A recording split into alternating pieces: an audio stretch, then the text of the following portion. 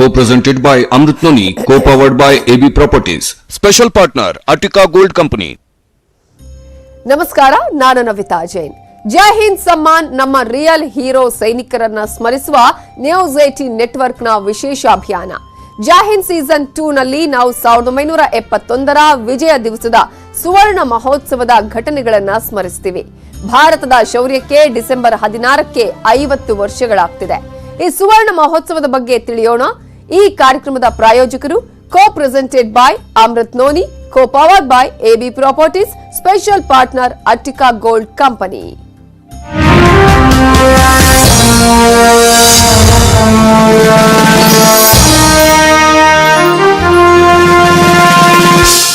Co-presented by Amrit Noni, co-powered by AB Properties. Special partner, Attica Gold Company. ರಾಜ್ಯದಲ್ಲಿ ಮತ್ತೊಂದು Omicron case ಪತ್ತೆಯಾಗಿದೆ. ಬೆಂಗಳೂರಿಗೆ ಬಂದಂತಹ ವ್ಯಕ್ತಿಯಲ್ಲಿ ಓಮೈಕ್ರಾನ್ ಸೋಂಕು ಕಾಣಿಸಿಕೊಂಡಿದ್ದು, ಸೌತ್ ಆಫ್ರಿಕಾದಿಂದ ಬಂದಿದ್ದ ಪ್ರಯಾಣಿಕನಲ್ಲಿ ಓಮೈಕ್ರಾನ್ ಸೋಂಕು ಈಗ ಪತ್ತೆಯಾಗಿದೆ. ಈ ಮೂಲಕ ಈಗ ರಾಜ್ಯದಲ್ಲಿ 3 ಪ್ರಕರಣಗಳು ದಾಖಲಾದಂತಾಗಿದೆ ಓಮೈಕ್ರಾನ್ ಕೇಸ್ಗೆ ಸಂಬಂಧಪಟ್ಟ ಹಾಗೆ. ಅದರಲ್ಲೂ ಪ್ರಮುಖವಾಗಿ ಸೌತ್ ಆಫ್ರಿಕಾದಿಂದ ಬಂದಿದ್ದಂತಹ ಪ್ರಯಾಣಿಕನಲ್ಲೇ ಈಗ ಓಮೈಕ್ರಾನ್ ಪ್ರಕರಣ ಪತ್ತೆಯಾಗಿದೆ. ಆರೋಗ್ಯ ಸಚಿವ ಡಾಕ್ಟರ್ ಸುಧಾಕರ್ ಅವರು ಟ್ವೀಟ್ ಅನ್ನ ಮಾಡಿ ಮಾಹಿತಿಯನ್ನ ಹಂಚಿಕೊಂಡಿದ್ದಾರೆ. ವ್ಯಕ್ತಿಯ ಸಂಪರ್ಕದಲ್ಲಿದ್ದ 20 ಮಂದಿಯನ್ನ ಪರೀಕ್ಷೆ ಮಾಡಲಾಗಿದೆ. 5 ಪ್ರಾಥಮಿಕ ಸೋಂಕಿತರು, 15 ಮಂದಿ ದ್ವಿತೀಯ ಸೋಂಕಿತರನ್ನ ಕೂಡ ಪರೀಕ್ಷೆಗೆ ಒಳಪಡಿಸಲಾಗಿದೆ ಅನ್ನುವಂತಹ ಮಾಹಿತಿಯನ್ನ ಹಂಚಿಕೊಂಡಿದ್ದು, ಎಲ್ಲರ ಗಂಟಲು ದ್ರವದ ಮಾದರಿಯನ್ನ ಸ್ಯಾಂಪಲ್ ಟೆಸ್ಟ್ ಮಾಡಲಾಗ್ತಿದೆ. ಬೆಂಗಳೂರಲ್ಲಿ ಮತ್ತಷ್ಟು ಆತಂಕ ಈ ಮೂಲಕ ಹೆಚ್ಚಾಗಿದೆ. ಡಾಕ್ಟರ್ ಸುಧಾಕರ್ ಅವರು ಟ್ವೀಟ್ ಅನ್ನ ಮಾಡಿರೋದನ್ನ ನಾವಿಲ್ಲಿ ಗಮನಿಸಬಹುದು. ಈ ಮೂಲಕ ರಾಜ್ಯದಲ್ಲಿ 3 ಓಮೈಕ್ರಾನ್ ಕೇಸ್ಗಳು ದಾಖಲಾದ ಹಾಗಾಗಿದೆ. ಸೌತ್ ಆಫ್ರಿಕಾದಿಂದ ಬಂದಂತಹ ವ್ಯಕ್ತಿಯಲ್ಲಿ, ಬೆಂಗಳೂರಿಗೆ ಬಂದಿದ್ದಂತಹ ವ್ಯಕ್ತಿಯಲ್ಲಿ ಓಮೈಕ್ರಾನ್ ಪ್ರಕರಣ ಪತ್ತೆಯಾಗಿದೆ. 5 ಪ್ರಾಥಮಿಕ ಸೋಂಕಿತರು, 15 ದ್ವಿತೀಯ ಸೋಂಕಿತರನ್ನ ಈಗಾಗಲೇ ಪರೀಕ್ಷೆಗೆ ಒಳಪಡಿಸಲಾಗಿದೆ.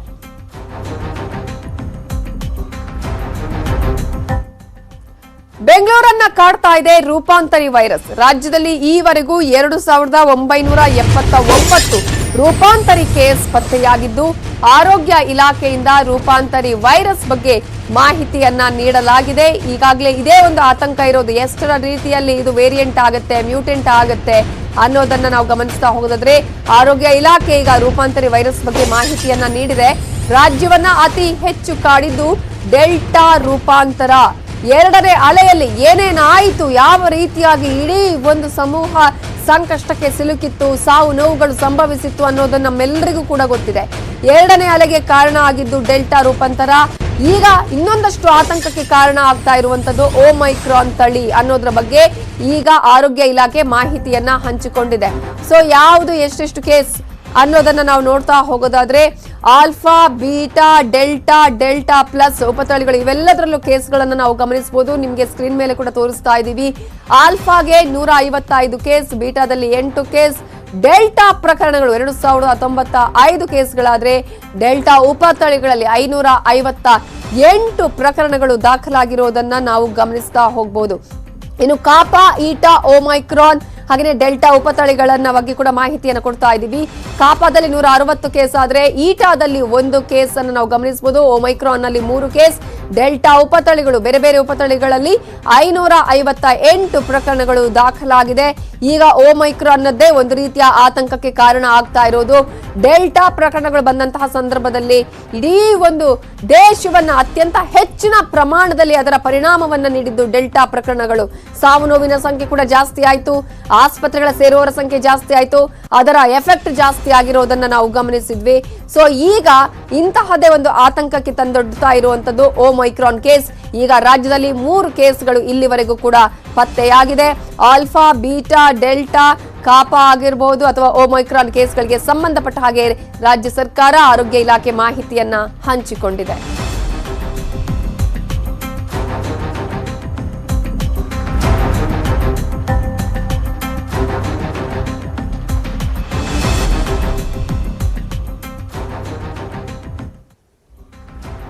ತೊಲಗಿಲ್ಲ ಕೊರೋನಾ, ಜೀವ ಜೋಪಾನ.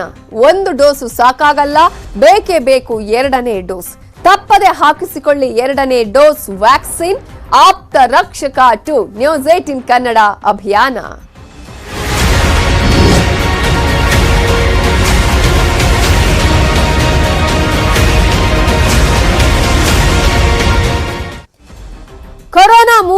ಬೇಸಿಗೆಗೂ ಮುನ್ನವೇ ಓಮೈಕ್ರಾನ್ ಎಲ್ಲೆಲ್ಲೂ ಭಯವನ್ನ ಹುಟ್ಟಿಸಿದೆ. ಬೆಂಗಳೂರಲ್ಲೂ ಭೀಕರತೆ ಈಗ ಇದೆ.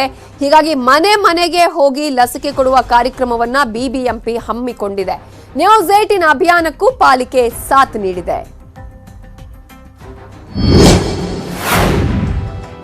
ನ್ಯೂಸ್ 18 ಕಾಳಜಿ, ಓಮೈಕ್ರಾನ್ ಭೀತಿ. ಮನೆ ಮನೆಗೂ ಲಸಿಕೆ ಪಡೆದವರ ಸಂಖ್ಯೆಯೂ ಹೆಚ್ಚಳ. ಬೆಂಗಳೂರಿನಲ್ಲಿ ವ್ಯಾಕ್ಸಿನ್ನ 2ನೇ ಡೋಸ್ ಪ್ರಮಾಣ ಹೆಚ್ಚಾಗ್ತಾ ಇದೆ. ಕಳೆದ ಒಂದು ವಾರದಲ್ಲಿ ಲಸಿಕೆ ಹಂಚಿಕೆ ಕೇಂದ್ರಗಳನ್ನು ಕೂಡ ಹೆಚ್ಚಿಸಿದೆ ಬಿಬಿಎಂಪಿ ವ್ಯಾಪ್ತಿಯಲ್ಲಿ 390 ಸರ್ಕಾರಿ ಹಾಗೂ 93 ಖಾಸಗಿ ಲಸಿಕಾ ಕೇಂದ್ರಗಳಲ್ಲಿ ವ್ಯಾಕ್ಸಿನ್ ಅನ್ನ ನೀಡಲಾಗ್ತಾ ಇದೆ. ಡಿಸೆಂಬರ್ನ ಆರಂಭದ 10 ದಿನಗಳಲ್ಲೇ 5 ಲಕ್ಷಕ್ಕೂ ಅಧಿಕ ಡೋಸ್ ಅನ್ನ ವಿತರಣೆ ಮಾಡಲಾಗಿದೆ. ಬಿಬಿಎಂಪಿ ಈಗ ಖುದ್ದಾಗಿ ಮನೆ ಬಾಗಿಲಿಗೆ ಹೋಗಿ ಲಸಿಕೆಯನ್ನ ನೀಡ್ತಾ ಇದೆ. ಬಿಬಿಎಂಪಿ ವ್ಯಾಪ್ತಿಯಲ್ಲಿರುವಂತಹ 198 ವಾರ್ಡ್ಗಳಲ್ಲಿರುವ ಮನೆಗಳಿಗೆ ತೆರಳಿ ಲಸಿಕೆಯನ್ನ ಪಡೆಯದೇ ಇರುವವರಿಗೆ ಲಸಿಕೆಯನ್ನ ನೀಡ್ತಾ ಇದೆ. ಸೊ ಇಲ್ಲಿ ನಾವು ನಮ್ಮ 145 ವಾರ್ಡ್ ಅಲ್ಲಿ ಸುಮಾರು ಒಂದು 4 ರಿಂದ 5 ಆಲ್ಮೋಸ್ಟ್ 5 ಸ್ಲಮ್ಸ್ ಇದೆ. ಸೊ ನಾವು ಆಲ್ಮೋಸ್ಟ್ ಎಲ್ಲ ಕವರ್ ಮಾಡಿದ್ವಿ. This is the biggest slum. So ಇಲ್ಲಿ ಸ್ವಲ್ಪ ಹಿಂಜರಿಕೆ ಇತ್ತು ಜನಕ್ಕೆ. Total population 2701. ಸೊ ಅದರಲ್ಲಿ 1900 ಜನಕ್ಕೆ ಆಗಿದೆ. ಮಿಕ್ಕಿದವರು first dose second dose 2 cover ಆಗಿದೆ. ಮಿಕ್ಕಿದವ್ರಿಗೆ ನಾವು ಕನ್ವಿನ್ಸ್ ಮಾಡಿ ಅವ್ರಿಗೆ ಮುಂದೆ 3rd ವೇವ್ ಬರುತ್ತೆ. ಸೊ ಅದ್ರ ಬಗ್ಗೆ ಎಚ್ಚರಿಕೆ ಕೊಟ್ಟು 2ನೇ ಡೋಸ್ ನಾವು ಹಾಕ್ಸ್ತಾ ಇದೀವಿ. ಲಸಿಕೆ ಪಡೆಯಲಿಕ್ಕೆ ಹಿಂದೇಟು ಹಾಕ್ತಾ ಇರುವಂತಹ ಜನರಿಗೆ ಮೆಗಾ ಅಭಿಯಾನದ ಮೂಲಕ ನ್ಯೂಸ್ 18 ಕನ್ನಡ ತಿಳುವಳಿಕೆ ಹಾಗೂ ಧೈರ್ಯವನ್ನ ತುಂಬುತ್ತಾ ಇದೆ. ನ್ಯೂಸ್ 18 ಕನ್ನಡ ಟೀಮ್ ಕೂಡ ಫೀಲ್ಡ್ ಇಳಿದು ಬಿಬಿಎಂಪಿ ಆರೋಗ್ಯ ಸಿಬ್ಬಂದಿ ಜೊತೆ ಜನರಲ್ಲಿ ಲಸಿಕೆಯನ್ನ ಪಡೆಯುವಂತೆ ತಿಳುವಳಿಕೆಯನ್ನ ನೀಡ್ತಾ ಇದೆ. ಏನೇ ತೊಂದರೆ ಆಗಿಲ್ಲ, ನಮ್ಗೆ ಚೆನ್ನಾಗಿದ್ದೀವಿ. ಅವರು ಕ್ಯೂನಲ್ಲಿ ಹೋಗಿ ನಾವು ನಿಂತ್ಕೊಂಡೆ ಮನೆ ಹತ್ರನೇ ಬಂದು ಹಾಕ್ತಾ ಇದ್ದಾರೆ. ತುಂಬಾ ಸಂತೋಷ ಆಯ್ತು ನಮ್ಗೆ. ಮನೆ ಹತ್ರ ಬಂದು ಕೊಡ್ಸಿದ್ದು 2ನೇದು. ಫಸ್ಟ್ ಇದು ತಗೊಂಡಿದ್ದೀನಿ, ಇಲ್ಲೇ ಇವ್ರ ಹತ್ರನೇ ತಗೊಂಡಿದ್ದೀನಿ. ಇವರೇ ಬಂದೇ ಹಾಕಿದ್ರು ಮನೆ ಹತ್ರನೇ. ಏನು ಬಿಬಿಎಂಪಿ ಮನೆ ಬಾಗಿಲಿಗೆ ಲಸಿಕೆ ಕಾರ್ಯಕ್ರಮದ ಬಗ್ಗೆ ನ್ಯೂಸ್ 18 ಟೀಮ್ ರಿಯಾಲಿಟಿ ಚೆಕ್ಗೆ ಇಳಿದಿತ್ತು. ಕೋರಮಂಗಲದಲ್ಲಿ ಆರೋಗ್ಯ ಸಿಬ್ಬಂದಿ ಜೊತೆ ಹೋಗಿತ್ತು. ಪಾಲಿಕೆ ಆರೋಗ್ಯ ಸಿಬ್ಬಂದಿ ಲಸಿಕೆ ನೀಡ್ತಾ ಇದ್ದು ಜನರು ಕೂಡ ಲಸಿಕೆಯನ್ನ ಪಡಿಲಿಕ್ಕೆ ಮುಂದೆ ಬರ್ತಾ ಇದ್ರು. ಅಂದ್ರೆ ಸ್ವಲ್ಪ ಜನ ತಗೊಳ್ತಾರೆ ಸರ್. ಇನ್ನು ಸ್ವಲ್ಪ ಜನ ನಾವು ಹಾಕೋದ್ರೂ ಅವರಷ್ಟು ರೆಸ್ಪಾನ್ಸು ಮಾಡಲ್ಲ. ಹಂಗಾಗಿ ಅವರಿಗೆ ಕನ್ವಿನ್ಸ್ ಮಾಡ್ಬೇಕು. ನಾವು ನಮ್ಮ ಎಫರ್ಟ್ ಹಾಕ್ತೀವಿ. ನಾವು ಎಷ್ಟು ಕನ್ವಿನ್ಸ್ ಮಾಡಬೇಕು ಅಷ್ಟು ಕನ್ವಿನ್ಸ್ ಮಾಡ್ತೀವಿ. ಬಟ್ ಸ್ವಲ್ಪ ಜನ ಅದಕ್ಕೂ ರೆಸ್ಪಾನ್ಸ್ ಮಾಡಲ್ಲ. ನಮಗೆ ಬೇಡ, ಅದೇನಾಗುತ್ತೋ ಆಗಲಿ, ಆ ಥರ ರೆಸ್ಪಾನ್ಸು ಇದೆ. ಬಟ್ 3rd ವೇವ್ ಬರ್ತಿದೆಯಲ್ಲ, ಹಂಗಾಗಿ ಸ್ವಲ್ಪ ರೆಸ್ಪಾನ್ಸ್ ಮಾಡ್ತಿದ್ದಾರೆ ಸರ್. ಇಲ್ಲಿ ನಾವು ಫಸ್ಟು ಇದು ಕಾಂಪ್ಲಿಕೇಟೆಡ್ ಏರಿಯಾ. ಫಸ್ಟು ನಮಗೆ ಇಲ್ಲಿ ವ್ಯಾಕ್ಸಿನ್ ಕೊಡಬೇಕಾದ್ರೆ ತುಂಬ ತೊಂದರೆ ಆಯಿತು. ಫಸ್ಟು ಯಾರೂ ಬರಲಿಲ್ಲ ವ್ಯಾಕ್ಸಿನ್ಗೆ. ಇಲ್ಲಿ ಮೊಬಿಲೈಸ್ ಮಾಡೋಕ್ಕೆ ನಾವು ಇಲ್ಲಿ ಲೋಕಲ್ ಲೀಡರ್ಸ್ನೇ ನಾವು ಹೇಳಿದ್ವಿ. ಇಲ್ಲಿರೋ ಲೋಕಲ್ ಲೀಡರ್ಸು, ಡಾಕ್ಟರ್ಸು ತುಂಬ ಸಪೋರ್ಟ್ ಮಾಡಿ ನಮಗೆ ಹೆಲ್ಪ್ ಮಾಡಿ ಚೆನ್ನಾಗಿ ಕ್ಯಾಂಪ್ ಮಾಡಿದ್ವಿ. 3rd ವೇವ್ ಬರ್ತಾ ಇದೆಯಲ್ವಾ ಇವಾಗ ಮತ್ತೆ ಸೆಕೆಂಡ್ ಡೋಸ್ಗೆ ಬರ್ತಾ ಇದ್ದಾರೆ. ವ್ಯಾಕ್ಸಿನ್ 2ನೇ ಡೋಸ್ ಹೆಚ್ಚಳಕ್ಕಾಗಿ ಬಿಬಿಎಂಪಿ ಮಾಡಿದ ಈ ನೂತನ ಪ್ರಯೋಗ ಯಶಸ್ಸನ್ನ ಕಂಡಿದೆ. ಆಶಿಕ್ ಮುಲ್ಕಿ, ನ್ಯೂಸ್ 18 ಕನ್ನಡ, ಬೆಂಗಳೂರು. ಲಸಿಕೆ ಹಾಕಿಸಿಕೊಳ್ಳೋದ್ರ ಬಗ್ಗೆ ಜನರ ಹಿಂಜರಿಕೆಯನ್ನ ತೆಗೆದುಹಾಕಲು ಸಮುದಾಯದ ಬೆಂಬಲ ಬಹಳ ಮುಖ್ಯ. ನೆಟ್ವರ್ಕ್ 18 ಮತ್ತು ಫೆಡರಲ್ ಬ್ಯಾಂಕ್ನ ಅಭಿಯಾನ ಸಂಜೀವಿನಿ ಶಾರ್ಟ್ ಆಫ್ ಲೈಫ್ ವ್ಯಾಕ್ಸಿನೇಷನ್ ಬಗ್ಗೆ ಜಾಗೃತಿ ಮೂಡಿಸುವ ಕೆಲಸ ಮಾಡ್ತಿದೆ. ಈ ಅಭಿಯಾನ ಮಹಾರಾಷ್ಟ್ರದ ನಾಸಿಕ್ ಜಿಲ್ಲೆಯ ಗ್ರಾಮಕ್ಕೆ ಹೋಗಿ ಲಸಿಕೆ ಅಂತ ಹೇಳಿದ್ರೆ ಹಿಂಜರಿತಾ ಇದ್ದ ಜನರಿಗೆ ತಿಳಿ ಹೇಳಿ ಲಸಿಕೆ ತೆಗೆದುಕೊಳ್ಳುವಂತೆ ಮಾಡ್ತು.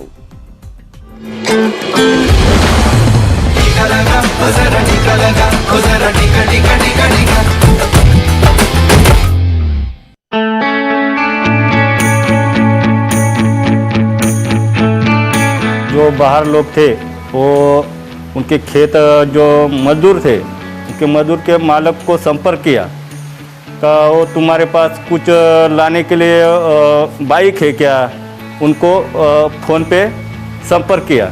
तो जिनके पास बाइक की सुविधा थी उसने हमारे गांव तक पहुंचाया.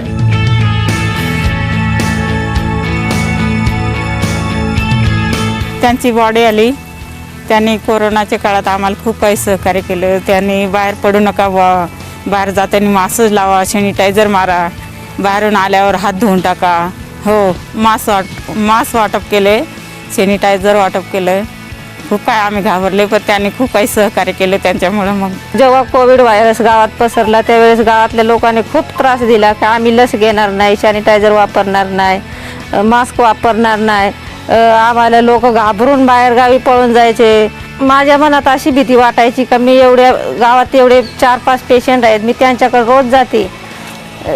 रोज जाते पण मी पण माझ्या घरातले माझं पोरंबाळ आहेत, माझ्या घरातले कुटुंब आहे त्यांची मी पण काळजी घेईन. मग मी बाहेर जेव्हा पेशंट तपासून घरी जायची तेव्हा मी एकाएकीच घरात जायचीच नाही.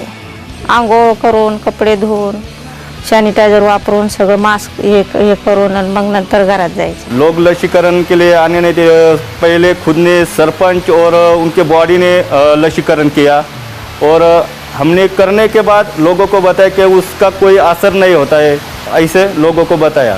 और हमारे गांव में 4-5 कैंप लिए, अभी तक हमारा गांव 90% लसीकरण हो गया है.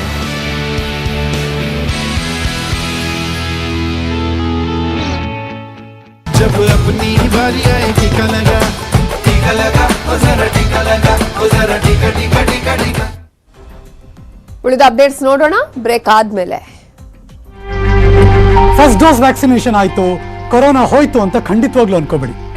ಸೆಕೆಂಡ್ ಡೋಸ್ ವ್ಯಾಕ್ಸಿನೇಷನ್ ಬೇಕೇ ಬೇಕು. ಯಾಕಂದ್ರೆ ನಾವು ನಮ್ಮವ್ರಿಗೆ ಇನ್ನಷ್ಟು ಹತ್ರ ಆಗ್ಬೋದು, ಫ್ರೆಂಡ್ಸ್ ಜೊತೆ ಹೊರಗಡೆ ಹೋಗ್ಬೋದು, ಅಮ್ಮನಿಗೊಂದು ಹಕ್ ಕೊಡಬಹುದು, ಸಿನಿಮಾ ಥಿಯೇಟರ್ನ ಆ ಕಿಕ್, ವಾವ್, ಇವೆಲ್ಲಕ್ಕಿಂತಲೂ ಜೀವನ ನಾರ್ಮಲ್ ಆಗಿದೆ ಅನ್ನೋ ಫೀಲಿಂಗ್. ಹೌದು, ಇದೆಲ್ಲವನ್ನು ಟೆನ್ಷನ್ ಇಲ್ಲದೆ ಫೀಲ್ ಮಾಡಬೇಕು ಅಂದ್ರೆ ತಡ ಮಾಡಬೇಡಿ, 2ನೇ ಡೋಸ್ ವ್ಯಾಕ್ಸಿನ್ ಹಾಕಿಸ್ಕೊಳ್ಳಿ. ಆಪ್ತರಕ್ಷಕ ನಮ್ಮವ್ರಿಗೆ ಇನ್ನಷ್ಟು ಹತ್ರ ಆಗೋಣ. Special partners Satpushti bio active noni, ಚೈತನ್ಯ ಭರಿತ ಜೀವನಕ್ಕಾಗಿ ಸತ್ಪುಷ್ಟಿ ಬಯೋ ಆಕ್ಟಿವ್ ನೋನಿ ಮತ್ತು ಲೆವಿಸ್ಟಾ ಕಾಫಿ.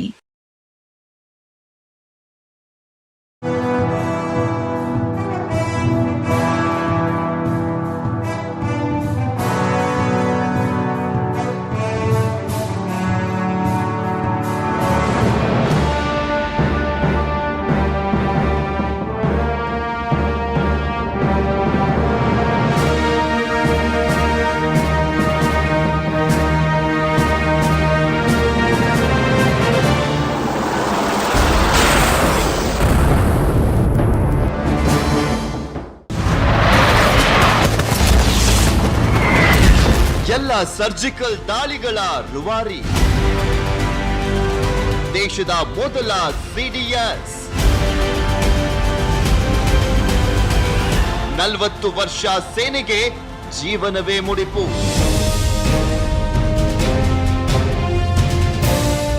ಜನರಲ್ ರಾವತ್ ಅಮರ್ ರಹೇ. ಸಮರ ನೀತಿ ತಂತ್ರಜ್ಞ, ರಕ್ಷಣಾ ನಿಪುಣ, ಬಾಲಕೋಟ್ ದಾಳಿಯ ಹಿಂದಿನ ಶಕ್ತಿ, ಅಪ್ರತಿಮ ವೀರ ಸೇನಾನಿ, ದೇಶದ ರಕ್ಷಣೆಗೆ ಇಡೀ ಜೀವನವೇ ಅರ್ಪಣೆ.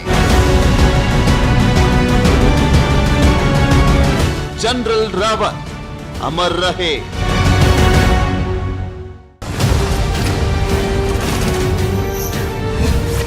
2015 ಮಯನ್ಮಾರ್ ಮೇಲೆ ಸರ್ಜಿಕಲ್ ದಾಳಿ,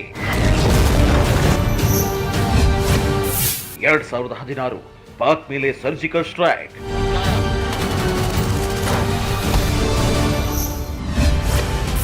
2017 ಡೋಕ್ಲಾಂನಲ್ಲಿ ಆಪರೇಷನ್,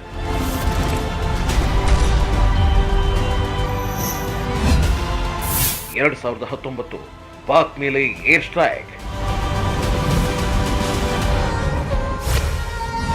ಜನರಲ್ ರಾವತ್ ಅಮರ್ ರಹೇ.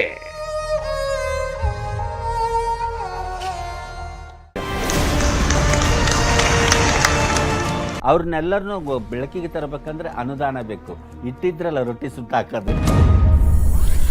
ಒಂದು 2 ಹೊತ್ತು ಊಟ ಅದೆಲ್ಲ ಓಕೆ, ಒಂದು ಸೂರು ಎಲ್ಲ ನೀಟಾಗಿದೆಯಾ? 2,70,000 ರೂಪಾಯಿಗೆ ಯಾವ ಮನೆ ಆಗುತ್ತೆ? ಆ ಬಿಲ್ಗಳು ಸರಿಗಾಗಲಿಲ್ಲ.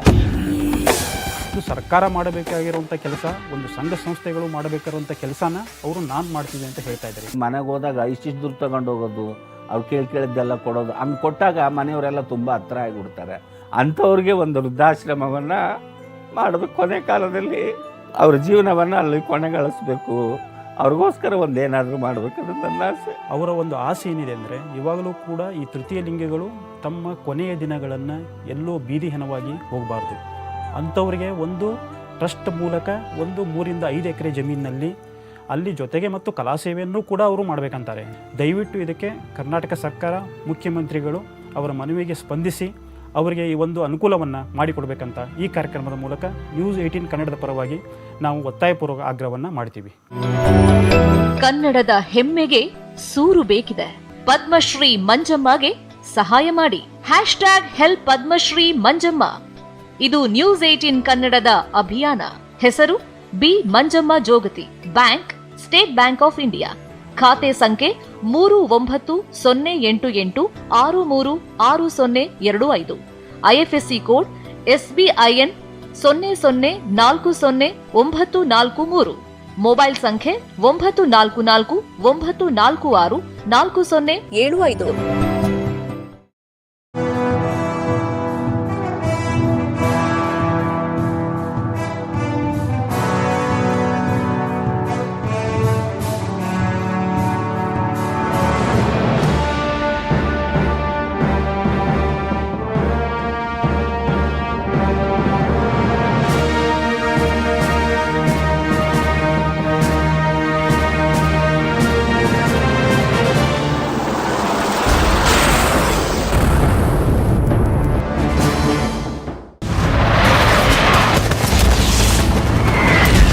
ಎಲ್ಲ ಸರ್ಜಿಕಲ್ ದಾಳಿಗಳ ರೂವಾರಿ, ದೇಶದ ಮೊದಲ CDS. 40 ವರ್ಷ ಸೇನೆಗೆ ಜೀವನವೇ ಮುಡಿಪು.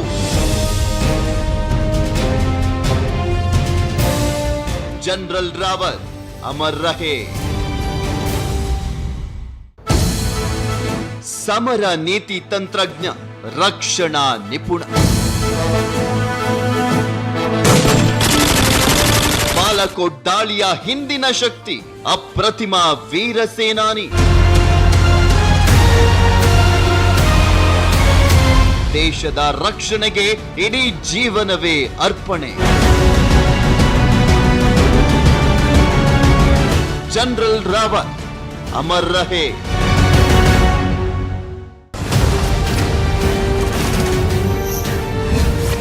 ಎರಡು 2015 ಮಯನ್ಮಾರ್ ಮೇಲೆ ಸರ್ಜಿಕಲ್ ದಾಳಿ. 2016 ಪಾಕ್ ಮೇಲೆ ಸರ್ಜಿಕಲ್ ಸ್ಟ್ರೈಕ್.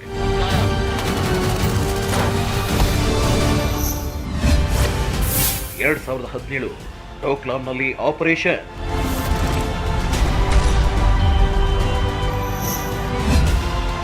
2019 ಪಾಕ್ ಮೇಲೆ ಏರ್ ಸ್ಟ್ರೈಕ್. ಜನರಲ್ ರಾವತ್ ಅಮರ್ ರಹೇ.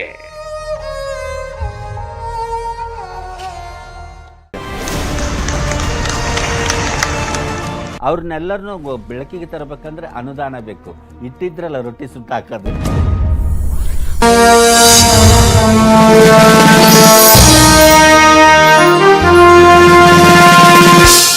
Co-presented by Amrit Noni, co-powered by AB Properties. Special partner Attica Gold Company.